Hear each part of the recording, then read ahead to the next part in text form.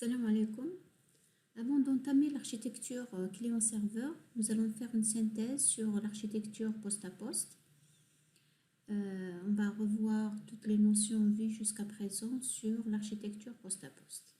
Alors, rappelons que dans les vidéos précédentes, nous avons créé un réseau virtuel sur VMware Workstation. On a simulé donc un réseau composé de 2 PC sur Windows 8 qu'on a nommé PCIT 8 pour le premier, PCRH 8 pour le second, qu'on a relié avec un switch virtuel VMnet 2. L'adresse réseau 192.168.1.0. Nous avons réalisé donc un réseau poste à poste sur un groupe de travail qui s'appelait Workgroup. En fait, voilà, je vais démarrer PCRH, PC8. Donc avant de commencer le TP, j'ai modifié le groupe de travail. Le groupe de travail de PCI8, PCRH. Je vais vous montrer.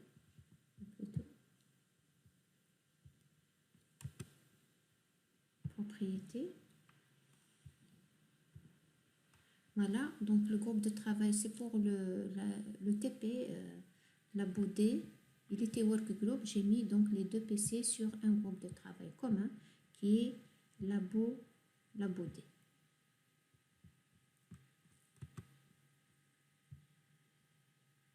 D'accord? Voilà, la BOD. Voilà, vérifions au réseau.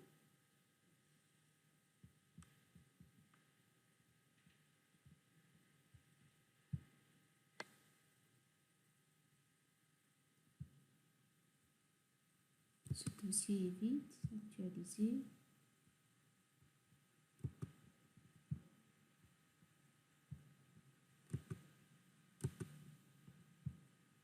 Ça prend un peu de temps, mais il faut patienter, surtout dans la réalité. Il faut patienter pour la découverte du réseau. Hein.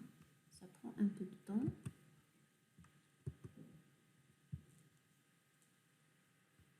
Ok, revenons maintenant donc entre-temps. Voilà. On veut, donc dans la synthèse, on veut rajouter un nouveau PC. On va rajouter un nouveau PC. Voilà. On va rajouter un nouveau PC. Pour pouvoir connecter ce nouveau PC au poste, plutôt à notre architecture, donc supposons que c'est un PC qui était en dehors du réseau, donc on va l'intégrer dans le réseau. Qu'est-ce qu'on va faire pour pouvoir réaliser cette tâche? Donc l'intégrer à notre réseau. Donc, il va falloir le connecter à notre réseau, au switch. Dans la réalité, donc on va le connecter au switch. Si c'est un réseau filaire, donc on va utiliser un câble droit pour relier le poste vers le switch. Si c'est un réseau sans fil, donc il faut configurer donc, la carte réseau sans fil du poste. En tout cas, le type de support n'a aucune incidence sur l'architecture logicielle. Donc, c'est filaire ou sans fil, donc on va configurer de la même manière la partie logicielle. Alors, ce PC qu'on va rajouter, on va le nommer par exemple PCDG, par exemple. Voilà. Et je vais utiliser sur la machine virtuelle, je vais utiliser une machine Windows 7. Voilà, c'est une occasion de travailler sur Windows 7. Là, chez vous, vous pouvez, par exemple, si vous reproduisez le TP, vous pouvez utiliser, par exemple, Windows 10 pour découvrir comment quelle est la différence entre Windows 8, ce qu'on a vu, Windows 7 et Windows 8 lorsqu'il s'agit d'un réseau poste à poste. Vous allez découvrir qu'il y a quand même des différences. Hein. Voilà, donc relions maintenant donc, ce nouveau PC, PCD, rajoutant un dossier, par exemple. On va supposer que PCIT va partager un dossier qui s'appelle data, qui contient des informations que PCRH et PCDG vont pouvoir utiliser. Donc, Il y aura un accès pour PCDG et un accès pour plutôt voilà, PCRH. Voilà. Regardons, réalisons tout ça sur la VM. Sur VMware, donc voilà, je vais utiliser une machine Windows 7 voilà, que j'ai créée auparavant. Voilà, on va la démarrer. VMPCDG 7. 7, c'est pour dire seulement que c'est une machine Windows 7.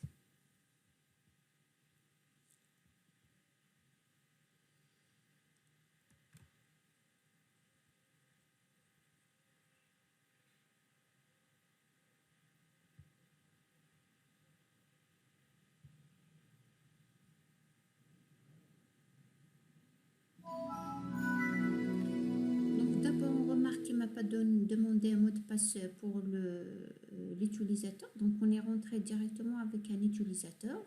Voilà.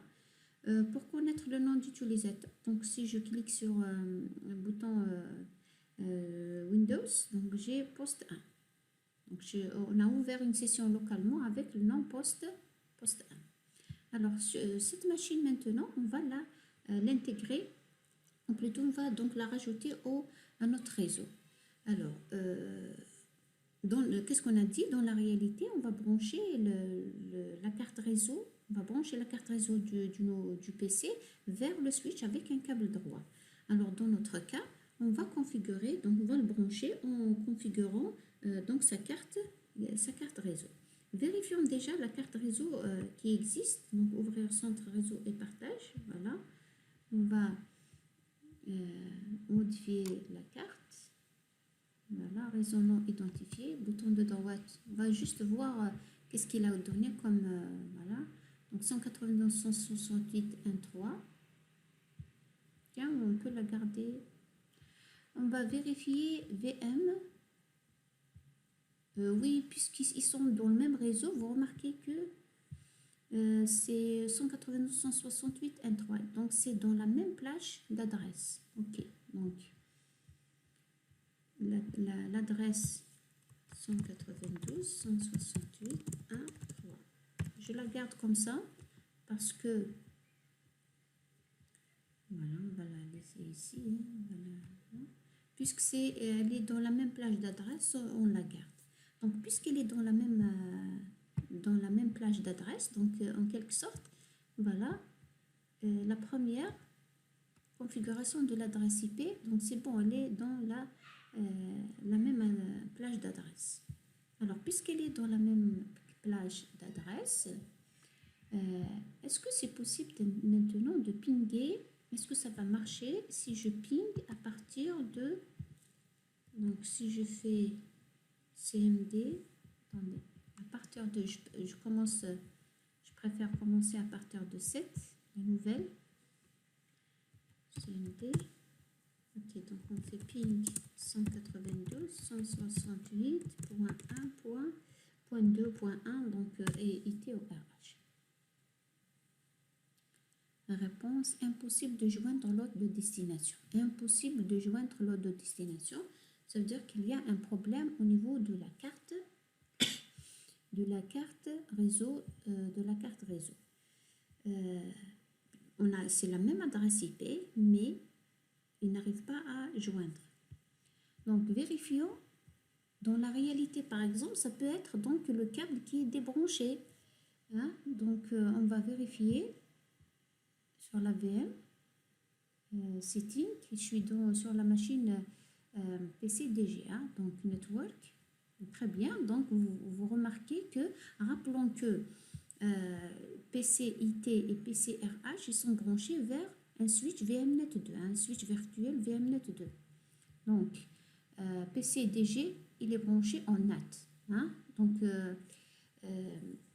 on va faire, il y aura une vidéo sur l'utilisation du réseau sur VMnet Workstation.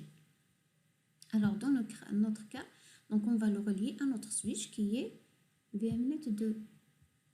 Ok, très bien. Il est en rouge là. Voilà, très bien, voilà. Vous remarquez, donc il est en train de découvrir le réseau. C'est bon. on refait CMD 192.168.1.2. Réponse, très bien. Donc le câble est connecté. Pardon, le câble est connecté. On va pinguer le 1. Voilà, réponse, très bien. On va mettre, donc, du côté PCDG, il y a une connectivité avec les deux autres PC. Maintenant, le contraire. Donc, c'est à partir de PC IT, est-ce que je peux pinguer? Donc, est-ce qu'il y a connectivité vers le PC DG, donc le nouveau PC. Donc, ping 192.168.1.3. Donc, on n'a pas changé l'adresse IP de PCDG puisque c'est 1.3, donc c'est pas la peine. Donc, elle est dans le même réseau. Voilà. Délai d'attente de la demande dépassée. Vous voyez, c'est pas le même message que tout à l'heure. Tout à l'heure, c'était injoignable. Maintenant, c'est délai d'attente dépassé. Donc, là, c'est pour d'autres raisons. Alors, dans ce cas, qu'est-ce qu'on va vérifier? Donc, on va vérifier dans PCDG puisque la connectivité elle ne marche pas à partir de PCIT vers PCDG. Donc, un problème au niveau de PCDG. À votre avis? Donc, on va vérifier le pare-feu. Puisque côté réseau, tout est bon. Donc, on va vérifier le pare-feu de Windows. Vous voyez bien qu'il est, hein, donc il est actif. Donc, on va l'état du pare-feu activé. Alors, lorsqu'il est activé, toutes les connexions entrantes, elles sont bloquées. Donc, il faut autoriser ça au niveau du pare-feu, autoriser certains protocoles, etc. Donc, on ne va pas le voir du tout maintenant. Donc, on préfère désactiver tout pour ne pas avoir de problème. On désactive le pare-feu, fermé. Je reviens à IT, je refais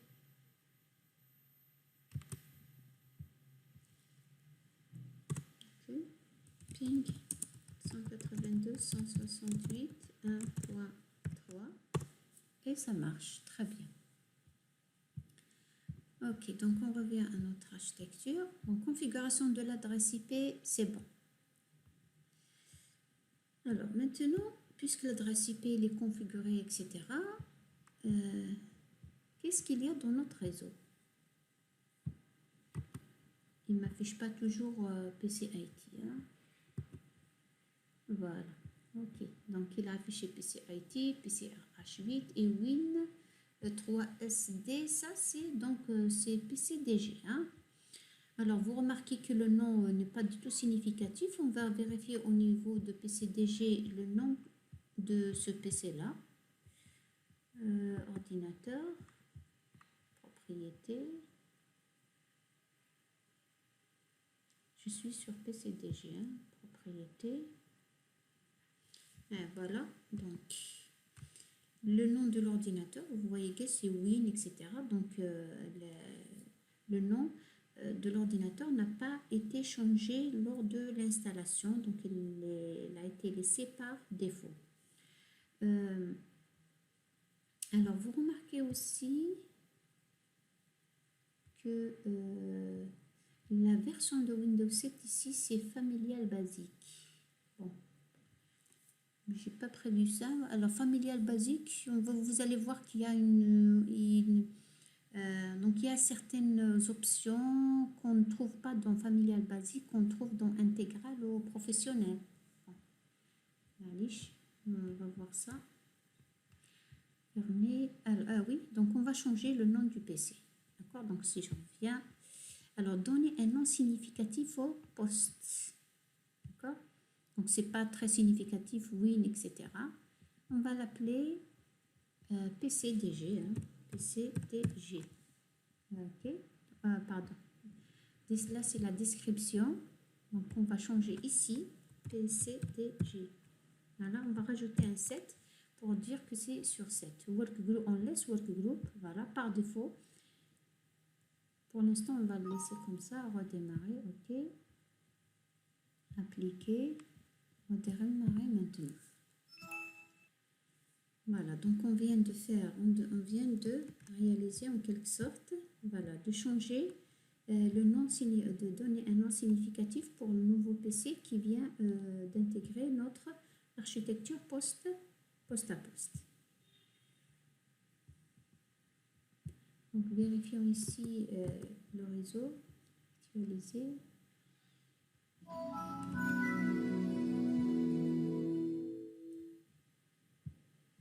PCDG, voilà, il est rentré toujours. Donc, je suis rentrée avec poste 1. Vérifions propriété, vérifions le nom. C'est PCDG7. Très bien. Voilà. OK. PCIT RH8. Là, il m'a affiché donc l'ancien. Donc, ce nom, il va rester actualisé. PCDG7. Alors, vérifions maintenant côté groupe de travail. Donc là, le groupe de travail, c'est la Baudé. Sur IT, c'est la Baudé.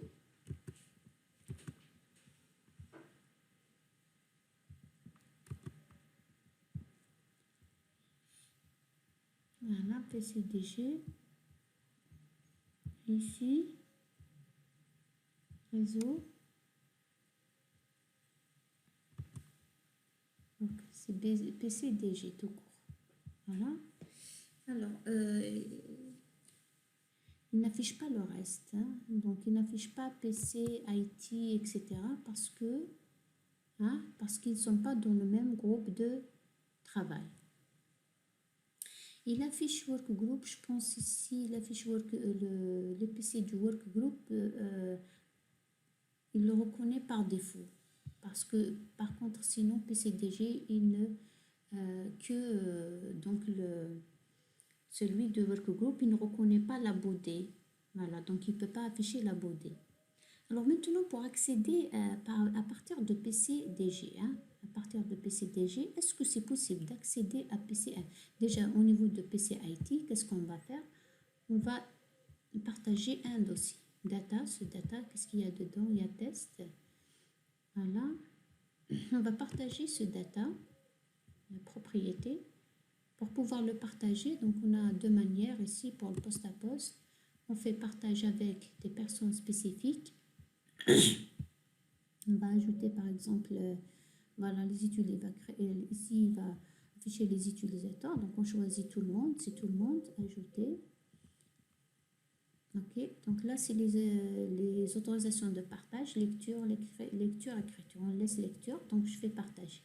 Ou encore, bouton de droite, propriété, partage. Bon, c'est cette fenêtre qu'on va utiliser après. Vous allez voir. Partage, si je mets partager, donc je retrouve la même fenêtre que tout à l'heure. Et si je fais partage avancé, voilà, il me donne plus de possibilités ici. Partager, par exemple, je peux changer le nom du partage. Je fais Data IT. Je peux donner un autre nom lorsque je le partage. Au niveau des autres PC, ce n'est pas Data qui sera affiché, mais plutôt, par exemple, Data IT. Voilà. Les données de IT. Limiter le nombre d'utilisateurs simultanés, là c'est le nombre maximum d'utilisateurs qui peuvent accéder en même temps au partage. Par défaut, 8, 7, 10, c'est le maximum, c'est 20 utilisateurs. Sur Windows XP par exemple, c'est 10. Si je change par exemple ici 500, je fais appliquer, donc automatiquement ça revient à 20 parce qu'on ne peut pas dépasser 20. On va faire un test tout à l'heure lorsqu'on fait par exemple cette restriction par rapport aux limites de nombre d'utilisateurs. Donc, on laisse comme ça, on fait OK. Voilà, fermé. On a partagé data. Donc, à partir de PCDG maintenant, bien sûr, à partir de PCRH, ça y est, donc je double-clique sur PCIT, je rentre dans le partage. Par contre, maintenant, PCDG, comment je pourrais rentrer dans le partage de PCIT 8, sachant que je ne le vois pas au niveau de mon réseau. Celui qui me connaît maintenant, quelqu'un, donc un utilisateur normal, ne pourra pas savoir comme quoi PCIT a partagé des données. C'est ça l'objectif du groupe de travail. C'est-à-dire les gens qui ne sont pas dans notre groupe de travail, normalement, on ne les voit pas. D'accord? Mais il y a toujours une possibilité de contourner ça pour quelqu'un qui connaît enfin, pas un utilisateur normal. Donc, si je viens par exemple rechercher, donc deux anti-slash, je veux dire l'accès dans un chemin réseau. Hein. Donc, je fais PCIT. Donc, on va voir ce qu'il va le chercher. Je valide. Voilà, donc on a pu contacter PCIT, d'accord? Donc en faisant, je répète, donc voilà, le chemin réseau. Donc toujours le chemin réseau, il est précédé par deux anti-slash. Donc pour pouvoir accéder à PCIT à partir de PCDG, je dois non seulement connaître le chemin de PCIT, mais même le nom du PC lui-même. Donc, ce n'est pas n'importe qui va le connaître, pas un utilisateur normal. Donc, c'est ça le but. Donc, si je fais PCIT, on rentre vers, et il m'affiche ce message-là. On va voir pourquoi. D'accord? Vous savez, normalement, vous pouvez répondre à ça. Pourquoi il m'affiche le nom d'utilisateur? Parce que, voilà, donc parce que l'utilisateur, pour pouvoir rentrer dans un autre PC, on doit avoir un nom d'utilisateur commun. Si on ne rappelle pas, disposer donc d'un compte sur la machine cible. D'accord? Donc, on fait annuler ici. D'accord? Voilà. Qu'est-ce qu'on va faire maintenant? PCDG, on veut qu'il soit dans le même groupe de travail que PCIT et RH. Donc, on doit changer son groupe de travail. Pour changer le groupe de travail, donc ordinateur, bouton de droite, propriété, modifier. Alors, au départ, donc c'est workgroup, voilà. Donc, on va mettre labo D. Pour notre exemple, ok.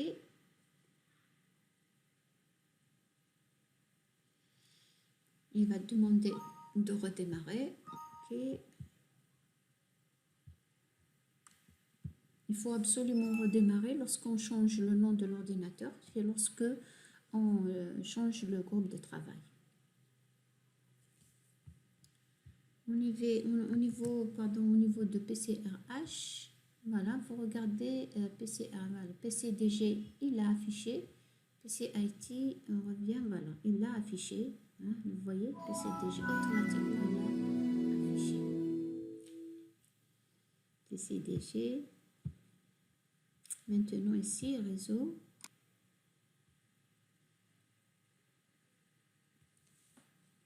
Voilà. Vous voyez la différence. Donc, le groupe de travail, c'est ça l'objectif du groupe de travail. C'est-à-dire, je peux, par exemple, faire plusieurs groupes.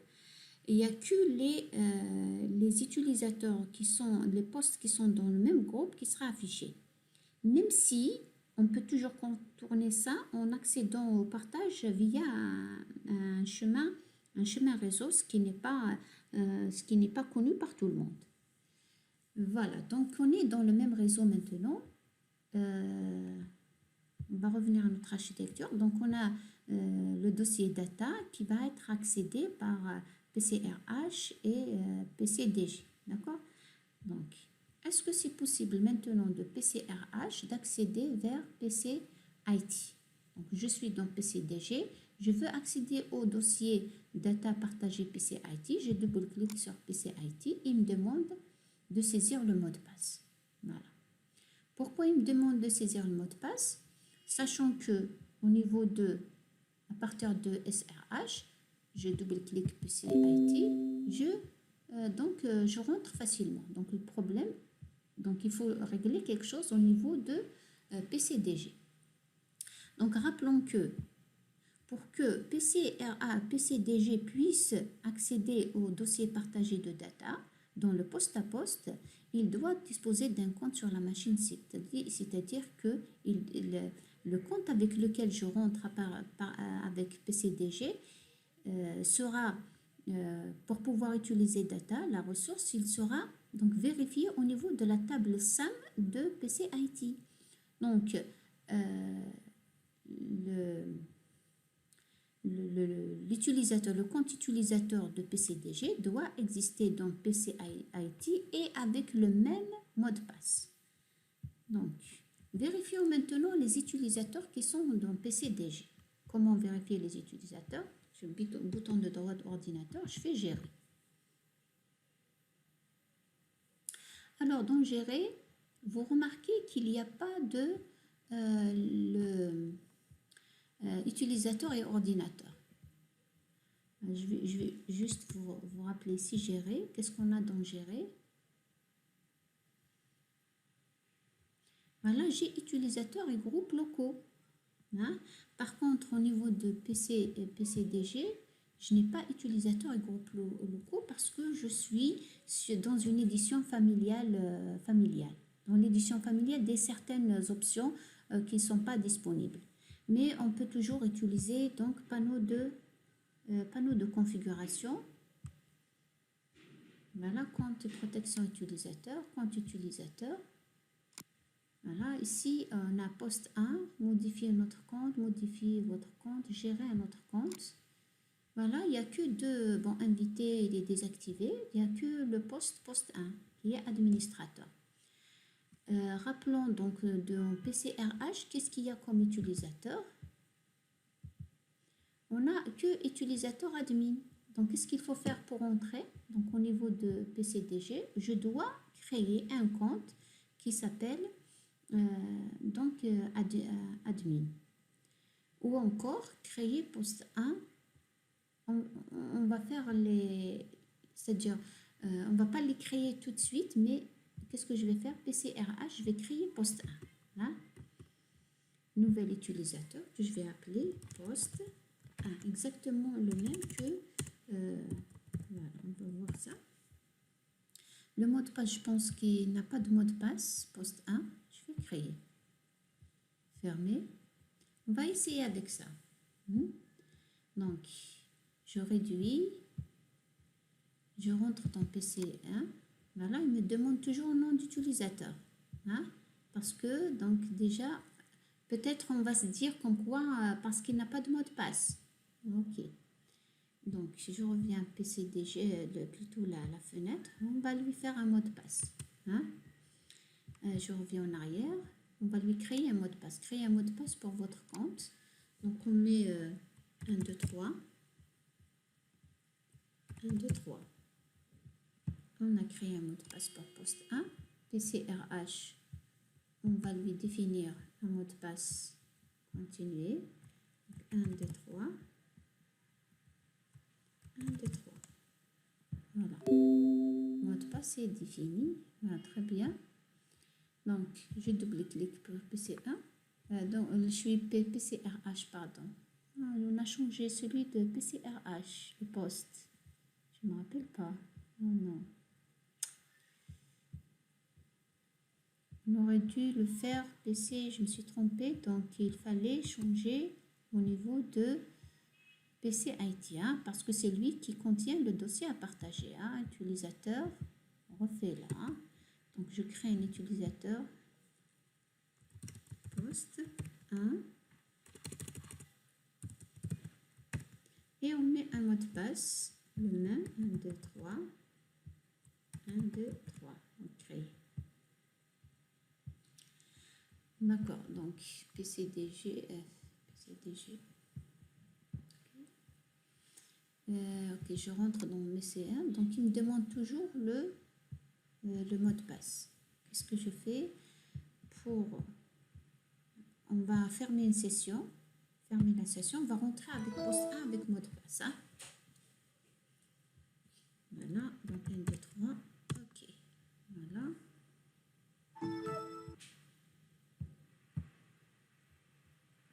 Réseau.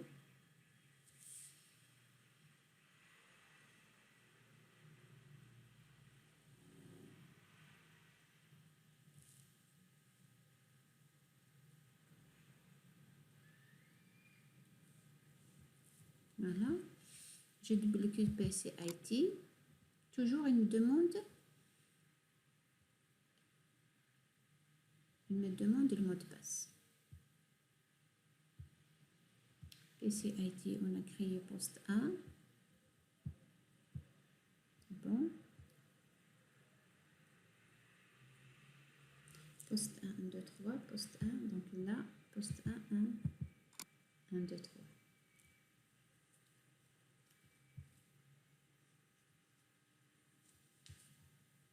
Par contre, PCAH, donc je rentre, PCH, voilà, plus normalement du monde. Voilà, donc ça n'a pas marché avec poste 1, 1, 2, 3. Hein? Donc, qu'est-ce qu'on va faire? On va créer, d'accord, PCIT.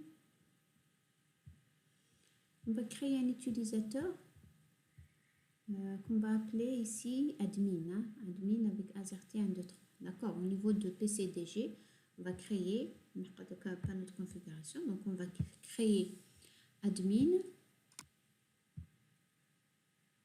Donc ça n'a pas marché avec poste 1, mot de passe administrateur, donc on va créer un autre compte. On va créer le compte qui est créé un nouveau compte de admin. Hein. Je vais le nommer le même que celui de PCIT. Utilisateur standard, plutôt administrateur. Voilà, on va lui changer de mot de passe. Créer un mot de passe. Voilà. Le mot de passe, il doit être le même que celui de PCIT. Hein. AZERTY 1, 2, 3. Créer mot de passe, c'est bon. Toujours.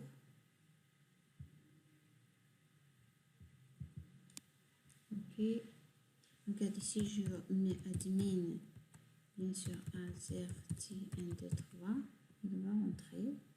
Voilà, je rentre avec ça. Et si je refais... je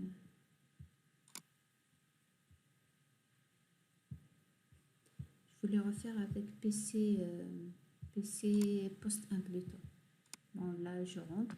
Donc, vous voyez, donc il faut que je rentre avec le même mot de passe. Alors, test. Si je... PCDG, je fais enregistrer, oui. Voilà, regardez, donc il me demande d'enregistrer sur le réseau, hein, réseau PCIT. Je mets, donc voilà, il existe déjà, oui, je le remplace. Accès refusé. Pourquoi il m'affiche accès refusé? Tout simplement parce qu'au niveau de PCIT, bouton de droite sur propriété, partage, le partage qu'on a, les autorisations qu'on a fait, c'était lecture seulement. D'accord? Donc, dans une lecture, je ne peux pas modifier les fichiers, le contenu des fichiers, ce qui est partagé. Et si je fais modification appliquée, c'est pour tout le monde. Hein? OK. Voilà, appliquer, OK. Fermer. Donc, à partir de PCDG, maintenant, je refais. Donc, j'ai enregistré. Regardez le chemin. Là, c'est un chemin réseau. Hein. On commence toujours par deux anti-slash, le nom du poste, le nom de partage et ce qu'on va enregistrer. Et là, enregistré. Si je viens à PCIT, je duplique et voilà, je rentre dans Data. On voit bien que il a enregistré parce qu'on a fait un partage lecture, écriture en modification. Voilà, donc les partages, etc., je ne veux pas les expliquer au niveau du poste à poste parce que généralement, dans le poste à poste, lorsqu'on partage quelque chose, on le partage pour tout le monde. On ne fait pas des restrictions pour tel ou tel utilisateur.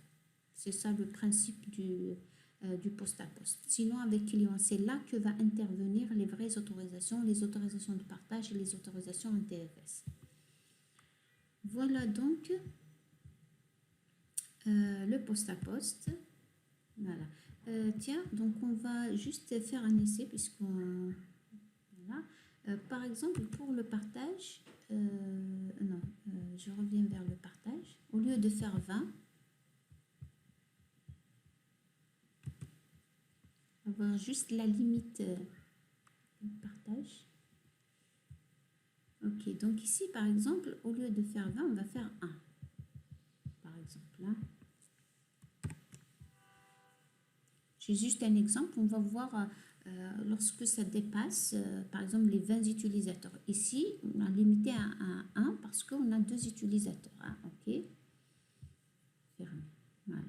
Donc, PCRH, par exemple, au niveau de PCRH, je rentre dans PCIT. Donc, je rentre dans Data IT.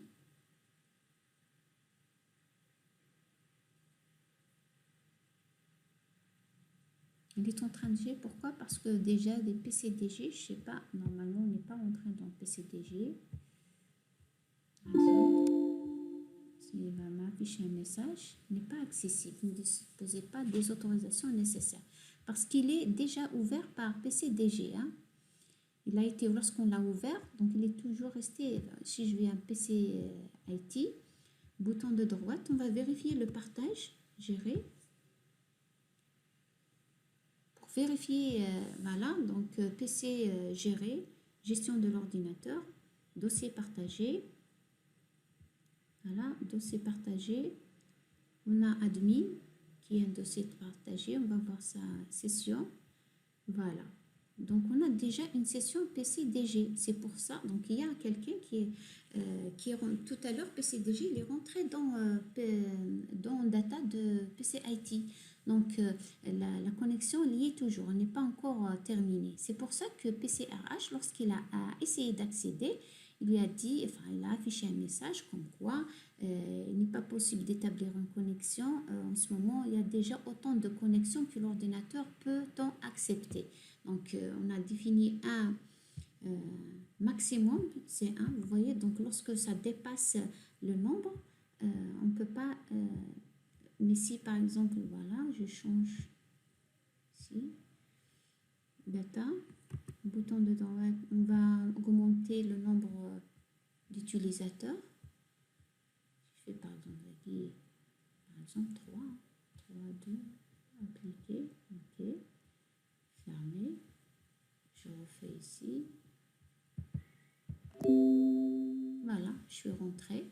Et si je reviens maintenant à PCIT, bouton de droite, gérer. Regardons les sessions qui sont ouvertes. J'ai donc PCDG et PCRH. Nombre de fichiers ouverts, c'est 0, parce que c'est juste un accès. PC, il a ouvert 1. Par exemple, PCDG, on peut faire un bouton de droite, fermer session. Voilà, voulez-vous fermer session? On a fermé session pour PCDG à partir de PCIT. Tout ça, donc, on va le voir en détail lorsqu'on va faire client-serveur. Voilà donc ce qui concerne. J'espère que j'ai fait le tour d'horizon